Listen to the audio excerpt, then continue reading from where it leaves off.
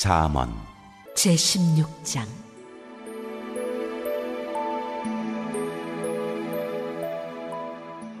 징비록은 조선 14대왕 선조 시절 재상 유성룡이 임진왜란의 참혹한 전란을 기록한 저술서이며 현재는 다양한 버전으로 번역본이 출간되어 쉽게 보실 수 있습니다.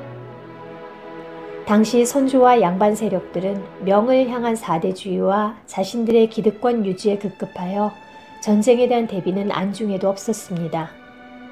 오히려 천민 출신으로 일본 최고 자리에 오른 토요토미의 불충함을 업신여기고 애써 침략의 위험을 인정하지 않았습니다.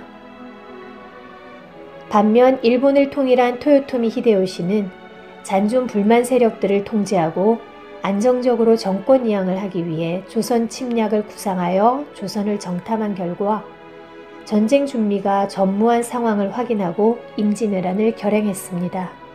결국 1592년 부산에 상륙한 일본군은 파죽지세로 북진하여 20일 만에 한양까지 점령했습니다. 당시 조선의 신립장군이 충주에서 대항했지만 조총을 앞세운 일본군에게는 역부족이었습니다. 무능한 선조는 한양을 버리고 평양으로, 이후 의주로 다시 도주했는데 당시 한양성을 점령하면 자결할 줄 알았던 선조가 도망치자 일본군은 당황하여 이후 전략적으로 꼬이기 시작했다고 합니다.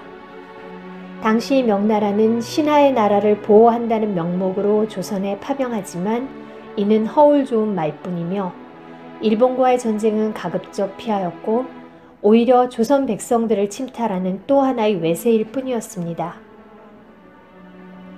조선을 잔인하게 침탈하면서 평양성까지 점령했던 일본군은 천민고와 승려 등을 중심으로 발생한 조선 의병들의 게릴라 작전으로 육로 보급 경로가 끊기고 이순신 장군의 수군에게 서해안 보급로가 막히자 전쟁을 지속하기 어렵게 되었고 전쟁을 독려하던 토요토미 히데요시의 사망을 기점으로 결국 7년 동안의 전쟁을 마감하고 조선 땅을 떠나게 되었습니다.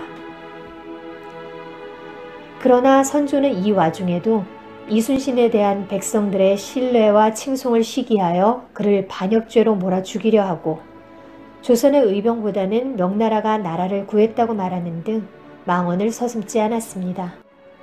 지난 역사의 과오를 경계하고 앞으로의 후환을 대비하기 위해 징비록의 일독을 추천드립니다.